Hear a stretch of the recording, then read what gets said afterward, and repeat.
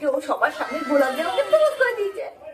এবার না এই কি আজকে হ্যাঁ মা বলো, কথা বলছিস? শোন না, বলছি কি তোর কাছে 10 টাকা খুচরো হবে রে?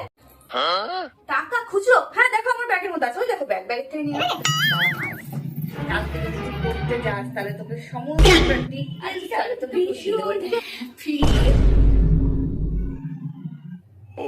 অফ মা, তুমি ওটা বের করে নিলে? হ্যাঁ দেখে তো নিয়েছি। কি ভেবেছিলাম মাঠ থেকে লুকাবা না? গোলাপ নিয়ে আরে আগে আমার কথাটা তো শোনো। এই শয়তান, তুই কি বলবে আর আমি কি শুনবো? আবার ঝুড়ি আরে মিথ্যা কেন বলবো? আমার কথাটা তো বল।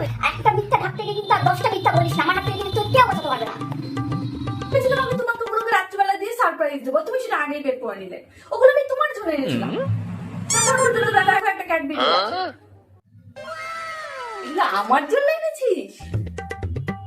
মা দোষ যে বলবো তাই জন্য। আর আমি ফালতুই তোকে ভুল বুঝলাম। ঠিক আছে ঠিক আছে। ওরা কয়দিন আগে না বললি তুই মাদার্স ডে ছবি ছবি ছাড়লি কেন? তুমি জানো না তুমি আমার কাছে সব থেকে স্পেশাল। তুমি থাকো মানে আমার কাছে প্রতিদিনই মাদার্স ডে, তাই জন্য আমি নিয়েছিলাম। ও কি করে ঠিক আছে, ভালো লাগে না কে তোর মতো আজকাল মাকে ভালোবাসে না রে? আমি খুব খুশি হয়েছি, খুব খুশি হয়েছি। আচ্ছা দাঁড়া, আমি নিচে আগে সব ঝামেলাটা মিটিয়ে আসছি, এসে তোর সাথে কথা বলছি। ঠিক আছে আসছি, দাঁড়া। বড় বাচ্চা বেঁচে গেছি ভাই।